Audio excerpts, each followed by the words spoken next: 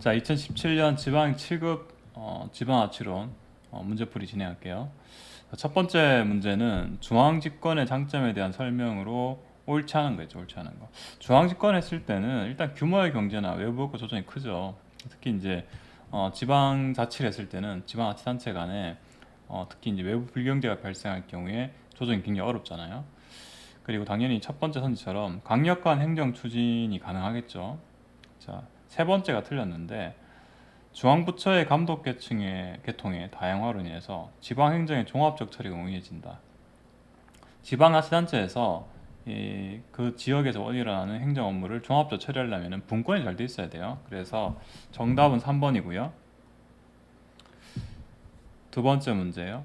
지방자치의 원리로서 단체 자치에 대한 설명으로 옳지 않은 것은 사실 이 문제는 요거죠. 표를 알고 있는지 물어보는 문제였는데 사실 학자마다 조금 입장이 다른 경우가 있어요. 예를 들어서 뭐 군법 문제 나왔지만 중앙정부와 관계에서 이 권력적 감독 관계다 주민자치가 반대로 이제 단체자치가 중앙정부하고 기능적 협력 관계 이렇게 출제된 적이 있어요. 근데 이 복정답이 인정이 안 됐어요.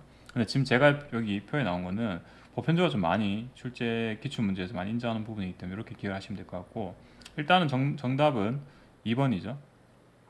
단체 자체에서 중시하는 권리는 주민의 권리가 아니죠. 그래서 특히 이제 기관으로서의 중앙으로부터 독립을 좀 강조하고 있고요. 주민 자체에서 이 주민의 참여를 좀 많이 강조를 하고 있죠. 자, 그래서 정답 2번이고 세 번째 지방의 자치권을 인정한 주체는 국가의 전례권이라고 있죠. 그래서 그리고 지방자치단체는 자치사무와 국가임사무의 구분을 통해서 지방자치단체는 자치기관과 국가하급기관이란 이중적 성격을 갖는다. 자, 이게 다 단체 자체에 관한 설명 내용이죠. 자, 세 번째 문제는 헌법상 지방자치에 대한 규정으로 옳지 않은 거죠. 대한민국 헌법에 나오는 이 지방자치 관련 조항을 묻는 문제였어요. 그대로 출제한 건데 헌법 117조랑 118조에 우리나라 지방자치 관련된 조항이 들어있죠. 그래서 그 내용을 보시면 지방자치단체의 종류는 법률로 정하게 돼 있어요. 지방자치법에 규정하고 있죠. 그래서 정답 바로 1번이고요. 나머지 선지들은 다 읽어보시고요. 자, 네 번째 문제. 신중앙 집권화, 신지방 분권화에 대한 설명으로 옳은 것은 중앙 집권 하다가 지방 분권 했어요. 근데 그러다 보니까 또 다시 또 중앙 집권을 한 신중앙 집권이 발생하고 다시 또 분권해야 되는 신중앙 분권해야 돼요. 그때 좀 이 트렌드가 달라지는 거죠. 첫 번째 문제요. 도시와 농촌 사이의 경제적, 사회적 불균형 해소가 신지방 분권이 아니라 신중앙 집권의 주요 촉진 요인이죠. 분권을 했더니 지역 간 격차 문제가 계속 발생하잖아요. 이런 지역 간 격차 문제는 지방자치단체가 간에 스스로 해결이 안 되죠. 예를 들어서 서울시 강남구에서 이 재정이 약한 다른 지방자치단체의 자신들의 어떤 세금을 거둔 걸 줄 리가 없잖아요. 이전할 리가 없기 때문에 국가에서 나서서 이 조정할 수밖에 없어요. 그래서 신중앙 집권화의 주요 촉진 요인을 볼 수 있고요. 정답은 2번이죠. 자본과 노동의 세계화로 인해서 지역 경제의 중요성을 부각시켰다. 중요성을 부각시키면서 신지방 분권에 도움이 되고 있고요. 세 번째, 정보통신기술의 발전은 지방 분산을 통해서 분권화 요인은 되죠. 근데 신중앙 집권화의 요인이 될 수도 있죠. 그래서 중앙으로부터의 통제를 좀 더 효율적으로 할 수 있기 때문에 이 관련이 있고요. 네 번째, 신중앙 집권의 관점은 지방자치의 역사와 가치와 역사적 권위을 비판하는 입장을 대표한다. 신중앙 집권이 이 대두되게 된 배경 자체가 애초에 분권을 했더니 그 지역적 차원에서 해결 못하는 문제 자꾸 발생하는 거죠. 뭐 예를 들어서 코로나 문제 아니면은 뭐 미세먼지 문제 이런 것들은 사실은 특정한 지방자치단체에서 해결할 수 없다 보니까 결국은 국가적 차원에서 해결해야 되는 것들이죠. 이런 것들이 이제 중앙 집권화가 다시 대두되게 된 배경으로 볼 수 있죠. 자, 그래서 정답은 2번이고요. 다섯 번째 문제예요. 지방자치단체의 주민에 대한 설명으로 옳지 않은 것은 지방자치단체의 구역 안에 주소를 가져야 되죠. 주소를 가지자는 법령으로 정한 바에 따라서 소속 지방자치단체의 재산을 이용할 권리를 가지고요. 두 번째, 일정한 자유를 가진 외국인은 의회 선거에서 선거권은 가지죠. 투표는 할 수 있어. 근데 피선거권이 없어요. 출마를 못 하죠. 정답은 2번이고요. 감사 청구 세 번째 선지예요. 주민의 감사 청구와 관련해서 주민소송제도 인정하고 있죠. 청구한 사항 중에서 재무 관련된 것, 돈 관련된 것들은 소송 제기할 수 있죠. 네 번째, 영주의 체류 자격을 영주의 체류 자격, 영주권이죠. 취득을 후에 3년 경과해야 되고요. 그리고 외국인 등록 대장에 올라 있으면은 이런 직접 참여 제도에 참여를 할 수 있었죠. 그래서 정답은 2번이 되고요. 여섯 번째 문제요. 지방의회 조직에 대한 설명으로 옳지 않은 것은, 자, 제가 이 복수정답 표기를 해놨죠. 이게 아마 지방의회 인사권 독립과는 관련이 있어요. 두 번째 보시면 시군자치구의회는 조례로 정한 바에 따라서 상임위원회 설치 운영할 수 있었죠. 이게 사실은 뭐 지방자치법 물어보는 문제였고요. 자, 그리고요. 네 번째도 틀렸어요. 이제는 지방자치단체장은 사무직원 중에 별정직 공무원 임용권은 지방의 사무처장이나 국장, 과장이 위임해야 된다는 위임 규정 자체가 없어졌고요. 왜냐? 지방 이제 의회 사무직원은 이제는 인사권이 지방의 의장한테 돌아가 버렸죠. 그렇기 때문에 이런 이 위임 규정은 다 삭제가 돼 버렸어요. 정답은 2번과 4번이 되고요. 틀렸기 때문에. 7번 문제요. 지방자치단체 부단체장에 대한 설명으로 옳은 것을 나왔죠. 1번 특별시의 부시장 정수 3명을 넘지 아니한 범위죠. 맞죠? 특별시는 서울특별시밖에 없잖아요. 3명을 넘지 않은 범위인데 대통령이 영어로 정하게 돼 있어요. 3명까지 할 수 있어요. 3명까지. 그래서 행정 1부시장, 2부시장, 그리고 뭐 정부부시장 이렇게 3명으로 구분되고요. 두 번째, 일반직 국가공무원을 보호하는 광역시와 도의 부시장, 부지사는 해안부 장 말이 이상해. 해안부 장을 제청하는 게 시도의사 제청하는 건데 내가 이 부단체장 쓰고 싶으니까 시도의사가 제청하고요. 해안부 장관을 거쳐서 대통령이 임명하게 돼 있죠. 2번 틀렸고요. 그래서 세 번째, 특별자치시의 부시장 또는 특별자치대 부시장을 2명이나 3명을 두는 경우에는 한 명은 대통령이 정한 바에 따라 정부직 일반직 또는 별정직 지방공무원으로 보호하게 돼 있어요. 자, 맞는 내용이고요. 자, 그리고요. 네 번째요. 시의 부시장이나 부군수, 자치구의 부구청장은 일반 지방공무원으로 일반직 지방공무원을 보호하게 되어 있고요. 그 직급은 대통령이 영어로 정하게 되어 있어요. 그리고 시장, 군수, 구청장이 임명한다 이렇게 되어 있죠. 사실은 법은 이렇게 되어 있어요. 선지상과 관련해서 법은 특별자치시 부시장이나 특별자치도 부시장은 2명이나 3명을 주는 경우에는 한 명은 이렇게 한다 되어 있지만 실질적으로는 2명만 두게 되어 있어요. 다른 조항에 의해서 2명만 두게 되어 있죠. 3명 둘 수 있는 데는 지금 서울특별시랑 그리고 경기도 이렇게만 부단체장 3명 둘 수 있어요. 시행령 등에 따라서. 자, 여덟 번째 문제. 여기 마찬가지로 지방자치법 그대로 물어보는 문제죠. 권한대행 관련되는 건데, 자, 이 첫 번째 선지가 바로 틀렸죠. 부시장이나 부시장을 2명을 두는 경우에는 이렇게 했죠. 설명 옳은 거네, 옳은 거. 2명을 두는 경우 시도의 경우에는 대통령의 명에 따라서 부시장, 행정 붙은 사람이 먼저예요. 행정부시장, 행정부시사가 먼저 이 권한을 대행하고요. 그다음 그 사람이 만약 그 사람도 못한다. 그럼 정무부시장 혹은 정무부지사가 순으로 시도의사 권한을 대행하거나 직무를 대리할 수 있게 돼 있어요.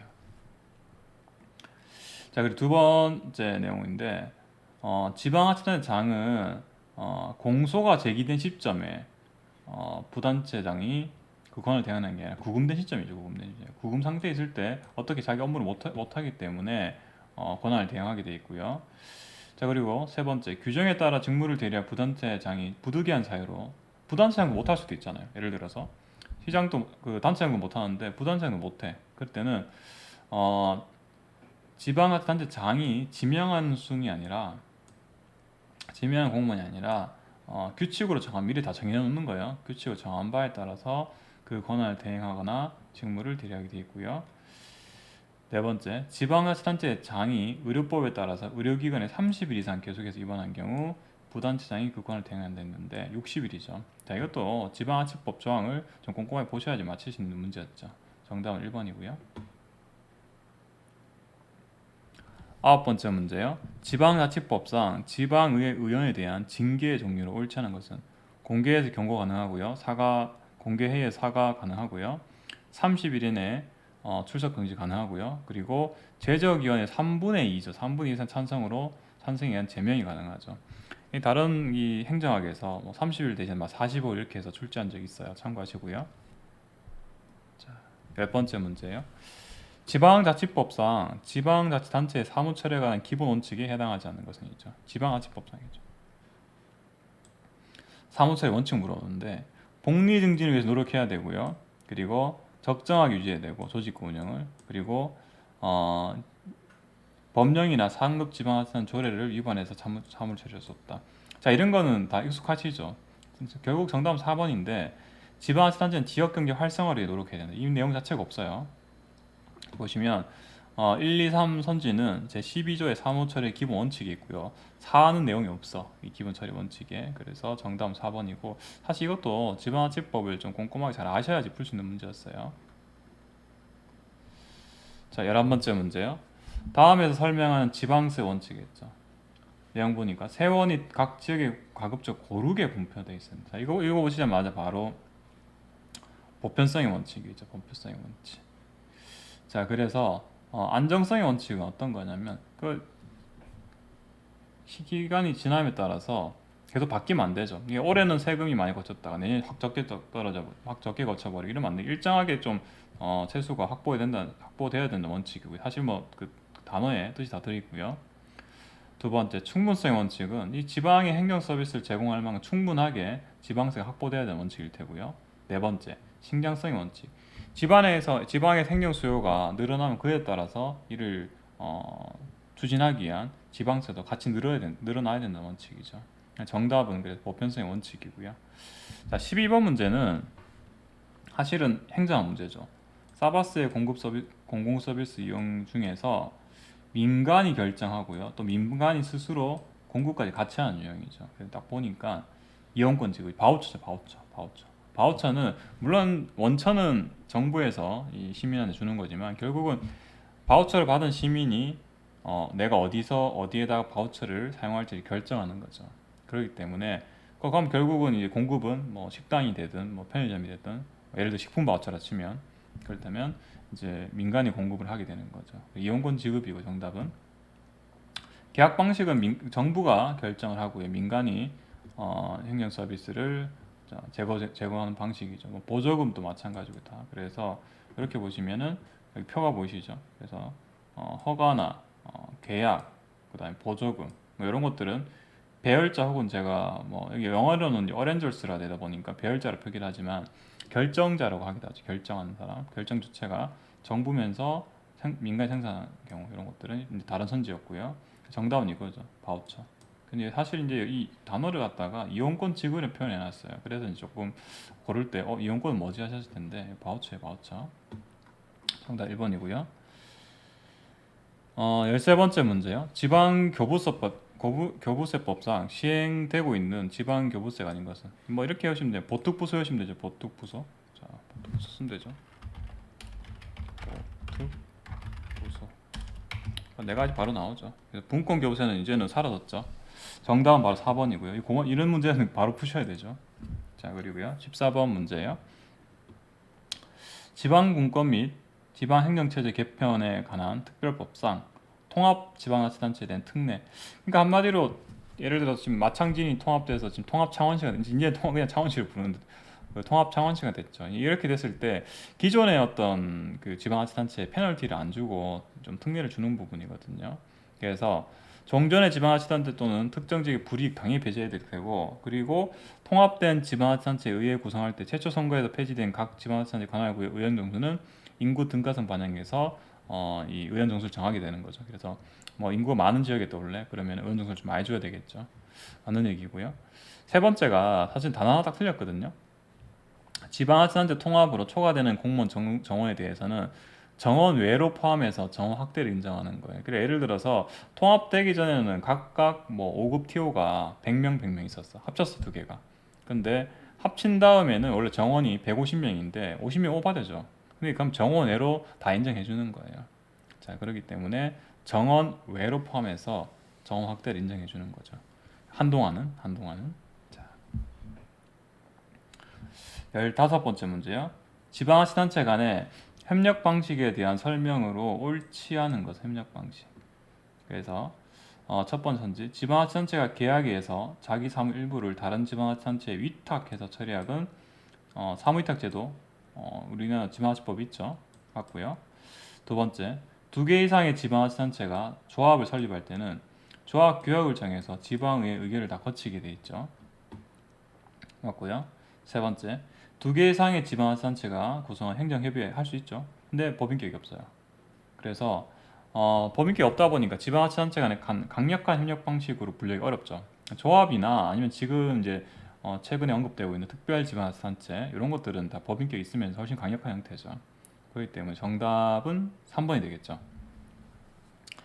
자, 그래서 뭐 이게 강력한지 안 한지 이거는 뭐 정량적으로 나온 건 아니지만 물론 법인격 부분 확실히 틀렸죠. 그리고 이제 특별지방자치단체나 조합에 비해서는 제가 약한 편이라고 말씀을 드렸어요. 16번 문제예요. 지방자치법상 지방자치단체에 대한 국가의 지도 감독에 대한 설명으로 옳지 않은 것은? 자, 나머지 다 맞는 내용인데 네 번째가 명확하죠. 지방자치단체나 그 장에게 위임된 국가 사무에 대해서는 시도는 행안부 장관은 무조건 지도 감독 받는 게 아니죠. 자기가 위임한 기관이 있을 거 아니에요. 중앙부처가. 그래서 중후부 장관의 지도 감독 받게 돼 있죠. 어떻게 보면 다 상식적인 이야기인데 이제 지방자치 파트에서 워낙 행안부 장관이 자주 등장하다 보니까 이렇게 출제한 것 같아요. 자, 정답 4번이고요. 자, 17번 문제요. 국가 지방자치단체 간의 사무 배분에 대한 설명으로 옳지 않은 것은? 현재 포괄적 배분 방식이 아닌 포괄적 예시주의 채택하고 있고요. 그리고 2번이 조금 애매하긴 해요. 자치구에 대해서 뭐 특례를 두고 있으며 이를 통해서 자치구의 사무를 일반 시군에 비해 확대하고 있다. 자치구의 범위를 달리 할 수 있다 정도만 돼 있죠. 지방자치법에. 그래서 이거는 뭐 별도 특례라고 보기엔 좀 어렵고요. 그리고 또 이 시군에 비해서 확대된다. 사실은 시군이 좀 자치구의 범위가 좀 넓거든요. 그래서 정답은 2번인데 나머지 3, 4번이 명확하게 맞죠.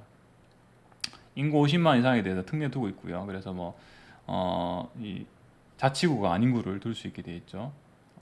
그죠? 시에 대해서는. 자, 그리고 네 번째, 광역지방자치단체와 기초지방자치단체는 사무를 처리할 때 서로 경합하지 아니하도록 하는 거 맞고요. 사무 서로 경합하면 기본적으로 시군구가 먼저 처리하죠. 다 맞는 내용이고 2번이 명확해서 이 1, 3, 4가 확실히 맞는 내용이라서 일단 2번을 골라주시면 되고 특례를 둔다고 좀 보긴 좀 어려워요. 자, 18번째 문제죠.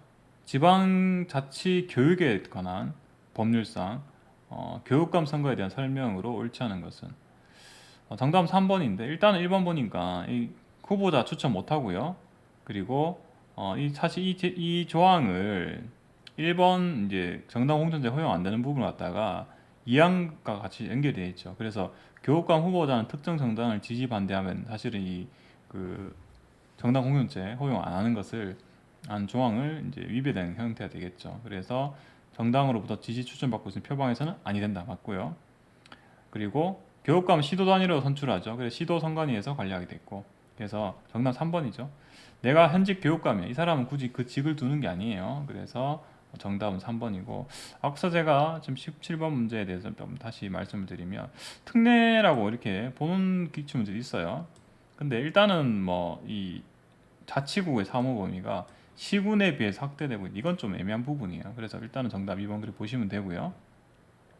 그래서 이걸 아까 다른 기출문제 이걸 특례로 봐야 되나? 자치구의 자치권을 시군과 달리 할 수 있다를 특례로 봐야 되냐? 이거는 조금 이론 있는 부분이고 일단은 자치구가 사무 범위가 시군에 비해 확대되고 있다. 이게 일단 명확하게 틀린 부분이라고 생각하시면 될 것 같아요. 자, 19번 문제예요. 지방자치법상 주민감사 청구죠. 내가 예를 들어서 청구인데 최근에 이것도 법이 바뀌었죠. 그래서 정답은 4번인데 감사 청구는 당일 사무 처리가 있던 날 또는 종료된 날부터 1년이 경과하면 청구할 수 없다. 원래 2년이었죠. 근데 3년으로 늘어났어요. 지금 3년이에요. 그래서 3년일 경과하면 청구할 수 없죠. 정답 4번이고요. 마지막 문제예요.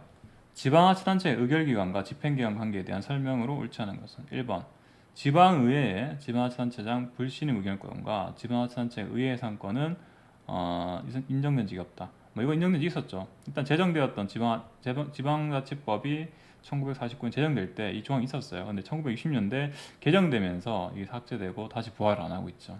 정답 1번이죠.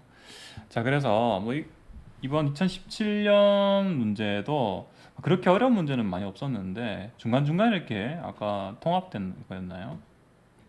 통합된 지방자치단체의 특례 부분은 조금은 이게 사실 꼼꼼하게 안 읽어보면 찾기 어려운 문제였죠. 그런 문제가 있었고 전반적인 난이도는 그렇게 어렵진 않았어요.